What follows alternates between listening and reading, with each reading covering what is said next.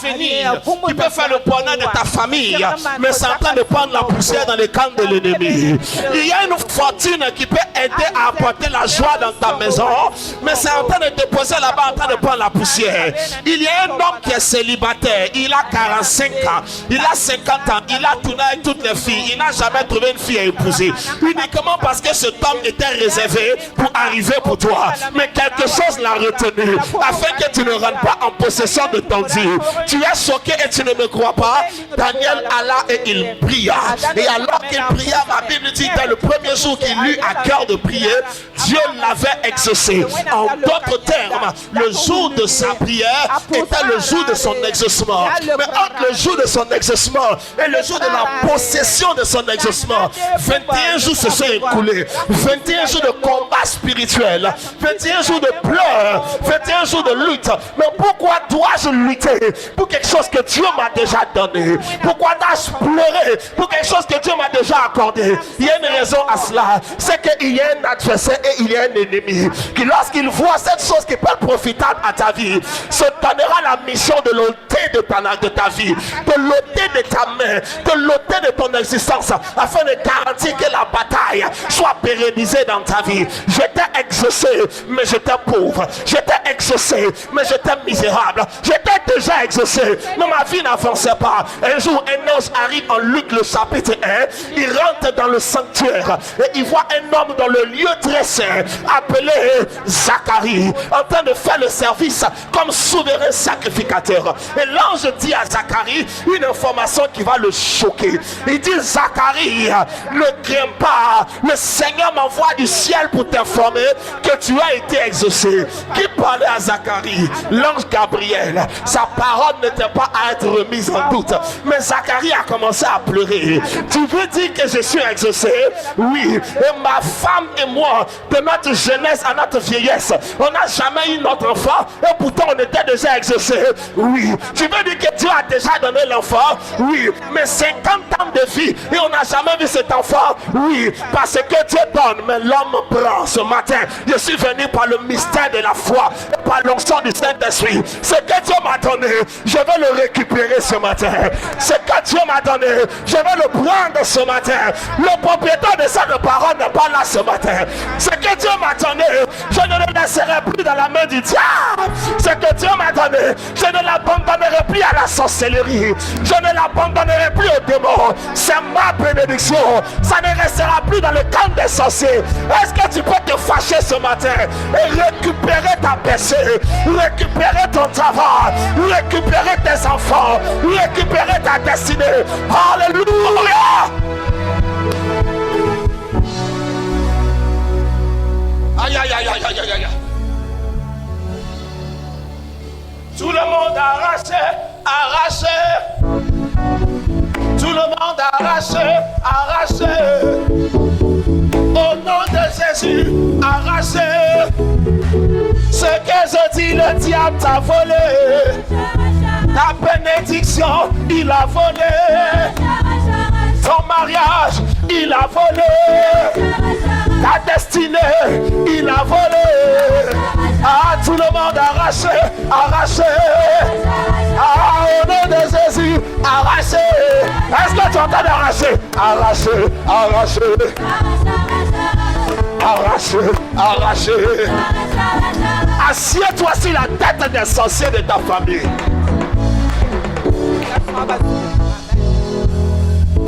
Là où tu es assis maintenant, chaque chose qui devait te suivre pour les 10 années passées arrive à toi maintenant.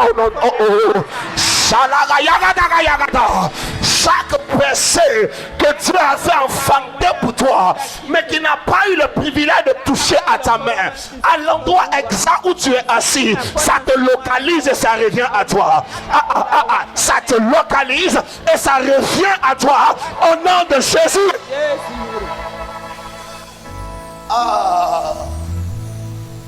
My God. Voici la nécessité de la restauration. Il dit encore le voleur, lorsqu'il est pris en flagrant délit de vol, est contraint de restituer 7 fois ce qu'il a volé. Mesdames, mesdemoiselles et messieurs, j'ai le plaisir de vous annoncer. Dieu ne va pas seulement restaurer ce que vous avez perdu, mais il va restaurer 7 fois ce qu'on vous a pris. L'argent qui est parti de toi reviendra 7 fois. La personne qui est partie de toi reviendra 7 fois. Il faut me dire amen. Il faut me dire amen. Pour les frustrations que tu as connues, Dieu va te dédommager ce matin. Pour les douleurs expérimentées, il y aura un dédommagement ce matin. Oh, je vois des chevaux en train de courir. Je vois des chevaux arriver au galop. Ils arrivent, j'entends leur bruit. Ils arrivent, je les vois qui se déploient. Et j'entends les chevaux qui parlent. Il dit, on arrive avec la personne de cette femme. On arrive avec la destinée de cet homme. On arrive avec l'élévation de cette personne. Ta gloire revient au galop. Ton exaucement revient au galop. Ta personne revient au galop. Galilée, est-ce que tu peux me dire amen? Restauration. Il y a quelque chose de moi qui doit revenir. Il y a quelque chose à moi qui doit revenir. Quelqu'un pourrait me dire, mais homme de Dieu, c'est formidable ce que tu dis. Il s'avère que je n'ai même jamais eu ce dont tu parles, que je dois être restauré. Le fait que tu ne l'as jamais possédé ne veut pas dire que tu ne l'as pas. Ephésiens le chapitre 1, le verset 3, béni soit Dieu, le Père de notre Seigneur Jésus-Christ, qui nous a bénis. Le fait est que quand on écrivait ça, tu n'étais pas encore né. Mais cette parole s'adressait à toi. Donc la bénédiction de ta vie n'est pas un événement futur. Ta bénédiction est un événement passé. Tout ce que tu as établi dans ton présent a déjà été réalisé dans ton passé. En effet, avant que tu ne naisses, tu existais. Oh oh. Donc ton existence précède ta naissance. Voici pourquoi il peut dire à un Jérémie, avant que tu ne sois conçu dans le sein de ta mère, je te connaissais. Ma mère n'a pas conçu ma grossesse, mais j'étais déjà connu de Dieu. Dieu n'agit pas de manière hasardeuse. Dieu agit de manière préparée et programmée. Est-ce que si tu arrives à me suivre ce matin? Est-ce que tu arrives à me suivre ce matin? Il va avoir une grande restauration pour toi. Il va avoir une grande restauration pour toi. Donc les choses, peut-être ne les as-tu pas touchées, mais elles existent pour toi. Mais quelqu'un a pris la responsabilité de le prendre de toi.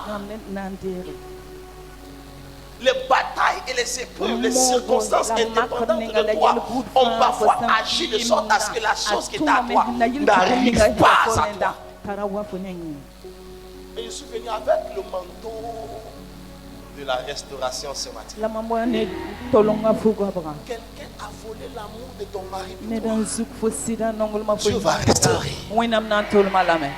Je croyais qu'une femme devait me donner un amen fort. Quand tu n'en fous et puis on t'aime pas, c'est pas bon, hein? Quand tu es aimé, c'est trop bon. Hein? Non, maman. On va t'aimer au nom de Jésus. Tu seras aimé. Tu repars aujourd'hui avec le parfum de l'amour. Même tes ennemis vont ouvrir la porte à ton passage. Aucune de mes parents ne tomberont à terre. Je me tiens sur l'autel comme un prophète de l'Éternel. Et je commande la faveur de l'Éternel sur ta vie. Comment ton cœur le reçoit détermine comment la chose s'établit dans ta vie. Aïe, aïe, aïe, aïe, aïe, aïe. Tiens, encore mon restauration. Vous vous rendrez compte que mon thème, ce n'est pas la restauration. Mon thème, c'est la restauration des grâces. Pourquoi? Parce que pour être très véridique avec vous, bien-aimés frères dans le Seigneur, chaque résultat, chaque revenu, Chaque manifestation avantageuse dans ta vie est la fonction d'une grâce immatérielle que tu possèdes. Mon français est clair. Quand tu as un travail confortable, ce qui justifie l'existence de ce travail confortable, c'est une grâce immatérielle que tu possèdes. Ne dis pas je suis trop intelligent, c'est pourquoi il y a cette place. Il y a des gens qui sont plus intelligents que toi. Ils sont pas arrivés là où tu es. La vie est compliquée. Vous savez, dans la destinée, il faut planifier. Il faut calculer, il faut prévoir. Mais sois aussi flexible. C'est la vérité. Parce que parfois, au-delà de tous tes calculs et tes prévisions, tu vas t'emmener dans quelque chose que tu n'as même jamais imaginé. Cependant, à ce stade de ma vie, je n'ai rien envie à mes amis qui sont allés en droit. Du point de vue de succès dans la vie. Et ils pourraient eux avoir quelque chose à m'envier. Pourquoi? Parce qu'il y avait mon plan, il y avait le plan de Dieu. Et j'aimerais faire cette parenthèse. Pour dire, sois flexible. Beaucoup d'entre vous avaient des problèmes parce qu'on pensait que Dieu doit valider vos plans. Papa, je veux voyager, je vais aller en France pour les études. C'est une très bonne chose d'aller étudier. Mais sois flexible au plan de Dieu pour ta vie. J'ai vu des gens en train de lutter dans certains carnivals de la destinée. Ils espèrent de tout leur cœur qu'ils vont y arriver. Mais ils n'y arrivent pas. Ils ne veulent pas changer d'esprit pour dire est-ce que Seigneur, bon, qu'est-ce que tu as à me dire à propos de ça? Ils ne veulent pas parce qu'ils ne veulent pas. Vous savez, il y a certaines personnes qui préfèrent marcher avec les gens qui vont toujours dans leur sens. Est-ce que vous voyez ce que je veux dire? C'est vrai, je fais une digression, mais c'est pour t'aider. Ça, c'est capital. Et pour revenir au centre de mon message, chaque résultat est généré par une grâce. Tu perds la grâce, le résultat se fane et disparaît. Ok? Comme un corps humain, il y a quelque chose qu'on appelle le souffle de vie. Et c'est ce qui génère la mobilité de l'homme. Lorsque le souffle part, le corps entre en décrépitude. Le corps se décompose. Parce que le souffle de vie est parti. Une étude scientifique très poussée a été menée pour peser le poids du souffle de vie. Et les gens se sont rendus compte que quand un homme meurt, son poids diminue à l'instant. Parce que quelque chose est parti de lui. Et l'homme ne meurt pas en inspirant, il meurt en expirant. Tout ramène au départ. Lorsque le souffle est parti, la mobilité disparaît. Derrière chaque résultat, il y a une grâce. Si tu n'arrives plus à voir le résultat, c'est que la grâce qui sous-tendait le résultat est partie. Entendu? C'est bon? Est-ce que tu écris ce que je viens de dire? Tu me regardes des yeux. Toi, tu es arrivé, hein? Ok. Parce qu'il faut écouter ce que je viens de dire. Ta vie doit changer. Non, je suis vraiment sérieux. Chaque résultat, pour répéter, est soutenu ou généré par une grâce. La grâce, c'est quoi? C'est une habilité surnaturelle dans un domaine spécifique. La grâce est multidimensionnelle. Il y a la grâce faveur imméritée ou encore la grâce de salut. Mais il y a la grâce capacité habilitante divine accordée à un homme pour exceller dans un domaine spécifique. Il y a la grâce, capacité, habilité donnée par Dieu ou par une autorité spirituelle à un homme pour exceller dans un domaine spécifique.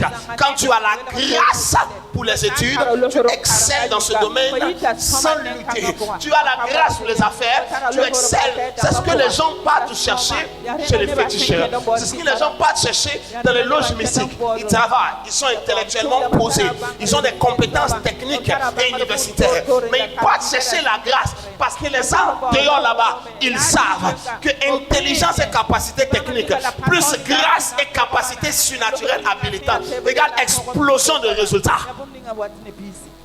Il n'y a pas une réalité africaine, c'est une réalité universelle. Donc quand le résultat d'une chose ne voit plus, la grâce qui soutenait est partie. Et quand Dieu me restaure ma grâce. Une femme s'appelait Vasti. En effet, Vasti était reine. Très belle femme. Reine aimée, honorée, appréciée par son époux. Puis alors qu'il y avait une cérémonie majeure dans le territoire où le roi rassemblait tous les gouverneurs de toutes ces provinces, de tous les territoires qui étaient sous son aval, il fait appeler la femme pour dire qu'elle vient de la présenter. Le titre de Marie, c'était de se vanter de la beauté de sa femme. Et elle était fière. Le message arrive à Vasti et puis elle dit: dites au roi que je ne peux pas venir. J'ai moi aussi ma réunion. J'ai moi aussi mes invités. Question. Les invités qu'elle avait, c'était des princesses, c'était des femmes d'influence, c'était des femmes puissantes qui étaient rassemblées autour d'elle, autour d'un banquet qu'elle organisait, puis partageaient ensemble. Qu'est-ce qu'elle, Vasti, lui a donné la capacité de rassembler toutes les femmes influentes, les femmes des rois des autres territoires, les princesses? Qu'est-ce qui lui a conféré cette capacité? Hein? Et quand elle dit sa position, qui lui a conféré sa position? Donc, le résultat n'est pas aussi important que la source du résultat. Votre problème chrétien, quand vous avez le résultat, vous ignorez la source du résultat. Mais je vais répéter, le résultat n'est pas aussi important que la source du résultat. Quand tu as une bouteille d'eau, tu ne prends pas ça comme si tu as un robinet d'eau. Quand Dieu met une bouteille d'eau, petite voiture, petit confort, petit argent, la source qui a généré ce résultat, tu commences à l'abandonner. Erreur monumentale. Oh my God.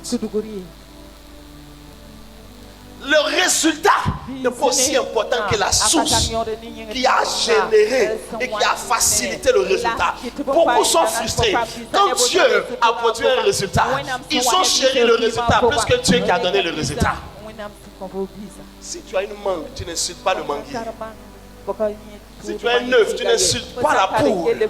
Au contraire, tu cajoles la poule. Tu nourris la poule. Tu entretiens la poule. Elle pourrait te donner beaucoup plus d'œufs. Tu ne prends pas la mangue et quand tu as coupé les mangues, tu coupes l'arbre. Et tu dis, j'ai maintenant 200 mangues chez moi. Je faut qu'on voit ce mangue. Coupez-le. Et 200 mangues finiront. Est-ce que vous avez entendu ce que je viens de dire? Le résultat n'est pas aussi important que la source du résultat. Dieu est la source de ton mariage. Quand le mariage est arrivé, tu as abandonné Dieu. Dieu est la source de l'élévation. Quand l'élévation est établie, tu abandonnes Dieu. La bénédiction, le résultat n'est pas aussi important que la source. Aussi compétent et performant que soit le téléphone que tu tiens, il a besoin de ce petit chargeur. Si le chargeur là tu le perds, il va te promener dans la ville avec le portable de je ne sais pas combien d'argent que tu as payé, parce qu'il n'est plus fonctionnel, il est éteint, il n'a plus d'énergie, il a toujours la valeur, mais il est inutile jusqu'à ce que tu le reconnectes à ce qu'on appelle une source. Et avez-vous remarqué que les prises murailles, on les appelle des sources?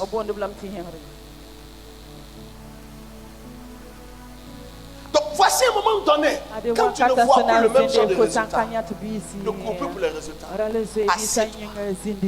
où est la source que j'avais qui m'a donné ça? Qu'est-ce que j'ai fait? Et ce résultat, parce que quand Dieu t'avait élevé, le même Dieu avait existé. Quand le résultat était venu, le même témoin existait. Sa présence n'a pas empêché l'élévation. Tant que tu t'es connecté à la source. Quand tu n'arrives plus à avoir le même revenu, pose-toi la question, où est passé? Qu'as-tu fait? Es-tu déconnecté de la source? Voici pourquoi.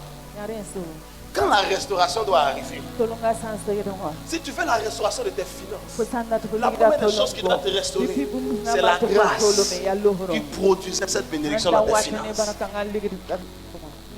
Lorsque certaines facilités étaient là et elles sont parties, ce que tu dois chercher, ce ne sont pas les facilités que tu avais, c'est la source qui avait engendré ces facilités dans ta vie. Combien d'entre vous me disent Amen? Yes. Quand Adam et Ève étaient dans le jardin d'Éden, vous verrez à partir de Genèse, le chapitre 3, il y a eu un problème. Ils ont été chassés du jardin. Ils n'ont plus jamais eu les mêmes résultats.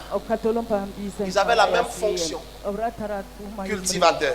Ils avaient la même vigueur. Mais ils n'avaient plus le même revenu. Le sol ne leur donnait plus avec autant d'abondance. Pourquoi? Parce que ce qu'ils avaient comme possibilité, ce n'était pas la fonction de leur travail, de leur activité, mais de la source à laquelle ils étaient connectés. À savoir le jardin d'Éden. Quand ils ont été déconnectés de cette source, qu'est-ce qui s'est passé? Les résultats sont partis. Et je suis venu prier pour toi. Ce soir, que Dieu te reconnecte à la source. Que Dieu te reconnecte à la source. Tu n'es pas en train de dire un amen de sérieux. Que Dieu te reconnecte à la source de la vie, à la source de la bénédiction. Yes. Il y a certaines oppressions qui sont établies dans ta vie, qui sont le signal de la déconnexion et la source. Il y a certaines luttes qui arrivent dans ta vie, qui sont le signal de ta déconnexion avec la source. Il y a certaines batailles dans lesquelles tu es en train de perdre énormément de temps, qui sont la preuve simple de la déconnexion de ta source. Si tu étais déconnecté de la source, retourne à cette source de bénédiction. Alléluia. Donne-moi ton amen de bien. Retourne à cette source. Quand ta joie est partie, c'est que la source de ta joie est partie. Retrouve la source de la joie et la joie sera rétablie à nouveau. Quand ta paix est partie, retrouve la source de la paix. Chaque résultat est le produit de la grâce qui nous sous-tend. Pour plus de résultats, il te faut plus de grâce. Certains d'entre vous étaient capables de prier pour de longues heures. Aujourd'hui, 30 minutes, tu dors en pleine journée. Pourquoi? La grâce qui t'accompagnait dans ta vie spirituelle est partie. Alors le résultat s'étiole et disparaît. Certaines personnes avaient des songes. Quand tu dors, Dieu te montre les choses. Tu vois des réalités. Tout ce que tu vois est authentique. Alors là, quand tu dors, tu es seulement en train de manger la nourriture. Quand tu dors, les gens sont en train de coucher avec toi. Les visions qui te permettaient d'aider les gens ont disparu. Pourquoi? Parce que la source, la grâce qui le produisait n'est plus. Restaure ma grâce. Restaure ma grâce. Est-ce que tu comprends ce que je suis en train de dire? Cette grâce est partie. Certains vous avez les dons. Tu pouvais prier pour les malades, ils sont guéris. Tu pouvais évangéliser facilement les gens. Dès que tu causes avec quelqu'un 5 minutes, la personne est convaincue. Et on va venir à l'église avec toi. Mais aujourd'hui, quand tu veux même commencer à parler de Jésus, c'est un débat qui commence. Et le débat n'en finira plus. Parce que la grâce que tu portais est partie. Restaure ma grâce. Donc quand tu veux la restauration de tes affaires, tu veux la restauration de ton ministère, tu veux la restauration de percer dans ta vie, la première des choses à chercher, c'est la restauration des grâces que tu as perdues. C'est la restauration des grâces que tu as perdues. Et comment les grâces perdues peuvent-elles revenir? Comment les dimensions spirituelles qui soutenaient les résultats physiques qu'on voyait, comment on peut les retrouver, comment on peut les récupérer? Cette chose qui était l'huile qui graissait ta vie, qui faisait que ton mouvement était aisé, les choses étaient simples pour toi. Comment retrouver cette grâce? Il y a 2 ou 3 moyens que je vais te dire avant de terminer. Donne-moi ton attention. Premier élément, pour contacter une grâce, pour te connecter à une grâce qui va restaurer les possibilités de ta vie. Numéro 1, le service. Dis-moi le service. Avez-vous découvert que personne ne peut aller réclamer un salaire d'une entreprise dans laquelle il ne sert pas? Est-ce que vous êtes d'accord avec moi? Sûr? Vous êtes vraiment tous d'accord avec moi? Pourquoi réclamer à Dieu une bénédiction alors que tu ne sers pas ces dieux? Ton voisin dit quoi? L'autre gars, il tourne la tête vers son voisin pour dire il faut parler. Non, non, c'est simple. Je pose la question. Vous êtes d'accord avec moi que vous ne sortirez pas à la fin de ce mois pour aller devant une société pour laquelle vous ne travaillez pas? Vous dites, je vais venir chercher mon chèque, je vais prendre mon salaire. À la rigueur, tu vas te retrouver quelque part de compliqué. Mais les gens débarquent à l'église et ils exigent que Dieu les bénisse. Ils ne foutent rien pour Dieu. Pour le champ des résultats que tu pleures, que tu nous fatigues, et tu es en train de fournir le niveau de service équivalent à Dieu. Pose la question à la personne sur le dos là. Tu fais quoi pour Dieu? Demande-lui ça pour s'il te plaît. Il n'a qu'à te répondre.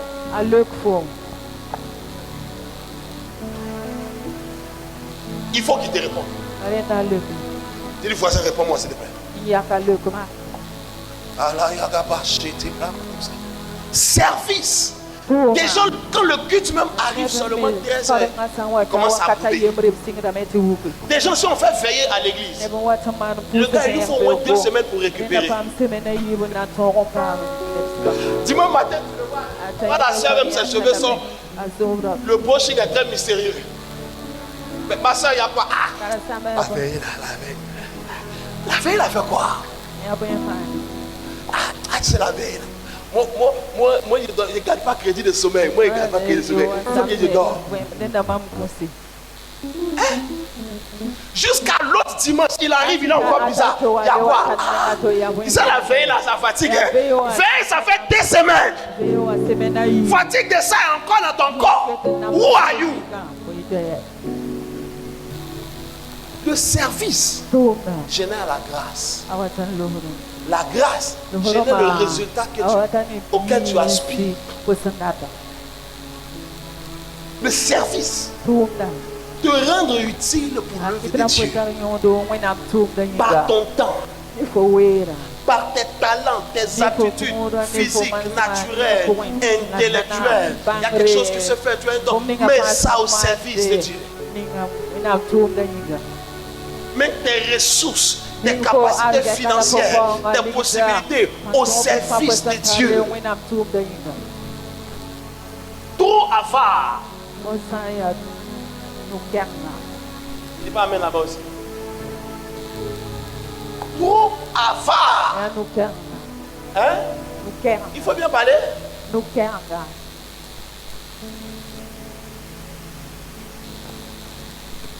Pourquoi? Mais les attentes sont grandes. Mais tu ne peux pas te discipliner pour servir Dieu. Je préfère te prêcher la vérité aujourd'hui. D'accord? Après, on fait un one match. Mais ton histoire doit changer. Rends-toi utile et disponible pour le service de Dieu. Par ton temps, par ton talent, par ton trésor, sers Dieu.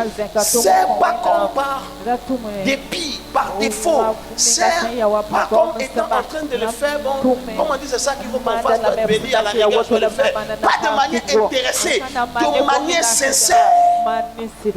Hier, quand je servais ce père, et il m'a parlé. Je n'attendais rien en retour. Même prêcher ne faisait pas partie de mes attentes. Il m'a dit non, tu vas prêcher tel jour. Je dis c'est pas important. Si c'est moi qui le vis à prêcher, c'est super. Je n'attendais aucun retour.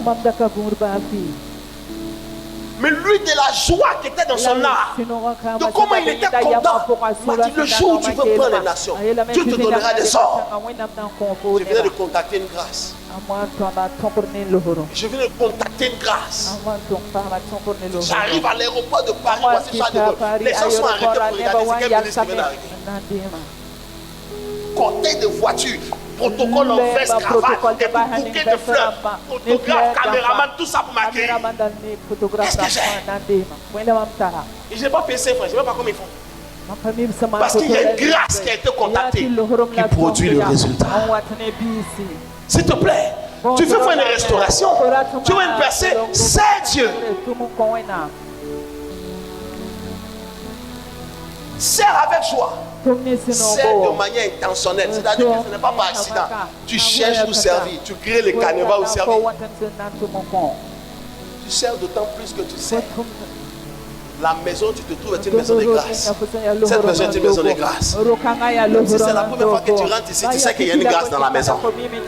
Tu sais qu'il y a une grâce dans la maison. Et tu regardes le climat, tu regardes l'écosystème où tu es assis. Tu sais qu'il y a une grâce dans la maison. Quand tu as découvert une terre fertile, il faut s'aimer là-dedans. C'est le temps que tu prends pour venir, pour t'impliquer dans telle ou telle chose. Ce n'est pas un gaspillage. N'en déplaise aux détracteurs, n'en déplaise aux critiqueurs, qui font des histoires d'église et tout. Quand ça va payer, il sera là. C'est. Tu regardes certains jeunes gens, plein de figures, ils viennent au culte, à la fin ils s'élèvent et repartent. Pour ce soir, c'est plus son problème. Et des gens qui sont ses papas et ses mamans, ça saigne ici. Pouvoir mettre les choses en ordre, regarder si, faire des réunions, organiser ça, avant de partir. On est là parfois jusqu'à 17h, 18h.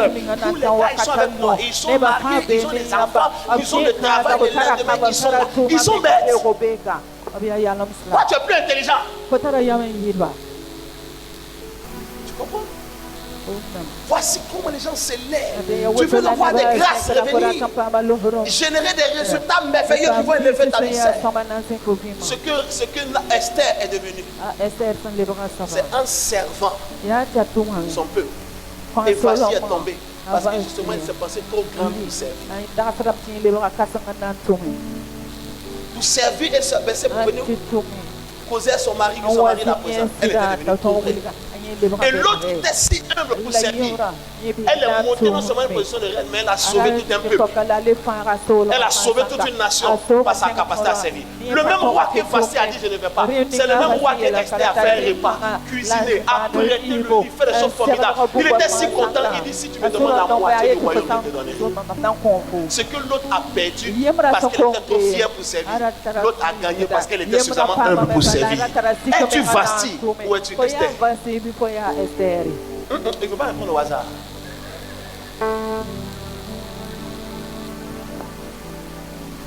Pas répondre au hasard. Il faut que tu sois aussi Vasti. Pourquoi tu es moins vers Esther? Deux femmes confrontées au même roi. L'une a refusé de le servir, elle a été évincée. L'autre a commencé à servir, elle a commencé à avoir de la sens. Trop fière pour servir. Trop grand, trop puissant, trop influent, trop belle pour servir. Elle et sa beauté ont été ruinées. L'autre qui était la pauvre petite paysanne, cette fille du peuple, assez humble, même quand elle avait le privilège de l'avoir été pour continuer à servir, elle a été établie en honneur et son nom est passé à la postérité. S'il te plaît, trouve le moyen de servir Dieu. Il ne faut pas te laisser blaguer par un confort. Un peu d'argent, tu veux plus servir. Toutes les églises que tu admires, que tu apprécies, que c'est des grandes églises. C'est qui les rend grands? C'est le grand sacrifice des gens qui sont derrière la scène. On voulait reproduire la grandeur, mais sans le prix du service. S'il te plaît, apprends aujourd'hui. Trouve un canevas. C'est Dieu. Ne te dissocie pas de l'eux. Ne la laisse pas exister sans toi. Ne la laisse pas se faire sans toi. Malheur à quiconque fait l'œuvre de Dieu avec négligence. Malheur à quiconque retire son épée du canal. Tu le fais avec négligence, ce n'est pas bon. Tu décides de ne pas le faire, c'est encore pire. Ceux qui servent le diable sont ceux que le diable a élevés. Ceux qui honorent les sacrifices, c'est eux que les sacrifices ont élevés. Ceux qui honorent les idoles, c'est eux que les idoles ont élevés. Ceux qui ont servi Dieu et qui l'ont honoré, c'est eux que Dieu a élevé. Ceux qui sont nommés politiquement sont ceux qui ont servi l'autorité du parti politique pendant des années, qui l'ont aimé et qui l'ont soutenu pendant des années, qui ont été pour lui un réconfort pendant des années. Quand il parvient au pouvoir, c'est eux qui l'appellent et qui lui donnent la poste. N'en déplaise à l'opposition, n'en déplaise à la population, il nomme ses amis, il nomme ses copains, savoir nos problèmes. Il faut monter là-bas aussi et tu vas nommer tes étrangers. Comme lui, il aime les gens qui l'ont aimé, quand il monte, il les appelle. Quand toi tu vas monter, tu vas chercher des étrangers pour les bénir. C'est Dieu. C'est-le de manière intentionnelle. C'est Dieu. Lorsque la grâce que tu cherches est spécifique et tu la vois un homme, c'est l'homme de Dieu. C'est la servante de Dieu. Le but n'est pas de manipuler personne. Je vous montre le chemin. Avant d'être l'agneau sur le trône, il était l'agneau sur la croix. Pour devenir l'agneau sur le trône, il devait d'abord être l'agneau sur la croix. Si tu veux un trône de gloire, tu dois embrasser la croix du service. Et si tu penses que tu as suffisamment fait alors que tu es ignorant, parce que certains d'entre nous à notre niveau ont l'impression d'avoir commencé. Vous êtes fatigués de Dieu, déjà fatigués. On savait combien de temps je suis fatigué. Abandonne. Tu comprendras à Pierre, après pourquoi Pierre a dit toi les paroles de la vie à maman, c'est Dieu. Il va donner un avenir à tes enfants. Aïe, aïe, aïe, aïe, aïe, aïe. Il va donner un avenir à ta descendance. Parce que ceux qui sont sortis de tes entrailles, ton service fait une bénédiction qui rentre dans tes entrailles. Et pour les suivre, ceux qui ne peuvent jamais devenir par leur force, il faut le devenir par leur service. Génome, c'est Dieu. Le temps que tu gaspilles à rien, calibre ton temps. Donne de la place pour servir Dieu. Va évangéliser. Va intercéder, trouve l'occasion de t'impliquer dans ce qui est en train de se faire. Prends tes ressources, même si elles sont insignifiantes. J'ai appris à donner à Dieu depuis j'étais à l'école primaire. L'argent qu'on me donne pour petit déjeuner pour manger, je garde ça dans l'enveloppe et je ne mange pas toute une journée. Et dimanche, je prends ça pour mettre en panier. Tu vas sortir pour donner à sa bénédiction qui trouve. Laisse-moi te dire d'où ça sent. Je vais en 6e, en 5e, on me donne 100 francs. C'est 100 francs que j'ai pour ma journée. Je dois manger et boire dedans. Je mets ça dans une enveloppe. Et je ne mange pas de la journée à l'école. Et à dimanche, je ramasse ça. Quand il y a un appel à l'église, l'onction est là, on fait des appels. Je vais prendre mon portable, vendre. Personne n'a jamais réussi parce qu'il avait un joli portable. Non, personne n'a jamais un portable. Les gens même qui sont importants, leur cœur n'est pas sur portable. C'est les gens qui n'ont rien qui coupent le portable. Quand le portable tombe, son cœur peut s'exploser. Évidemment, il a cotisé pour son téléphone. Je vends des portables. Ce que les fonctionnaires n'apportent pas, collégiens que j'apportais à l'église. On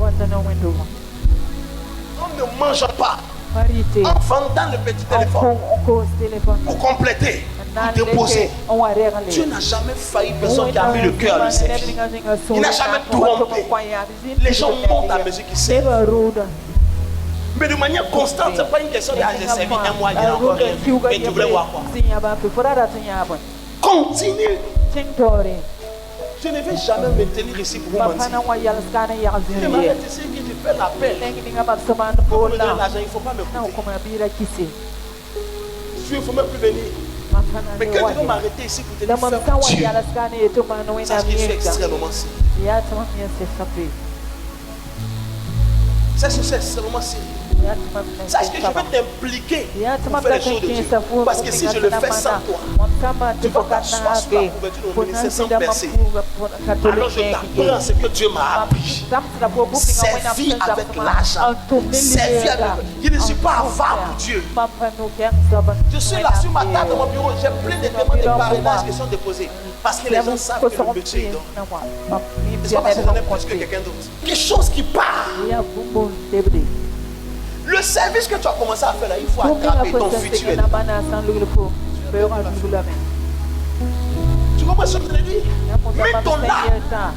Vous voyez comme ça la grâce de Dieu. Il ne faut pas me servir. Je n'ai pas besoin maintenant que tu me sers. Je suis en train de te montrer le chemin. Moi, je sais.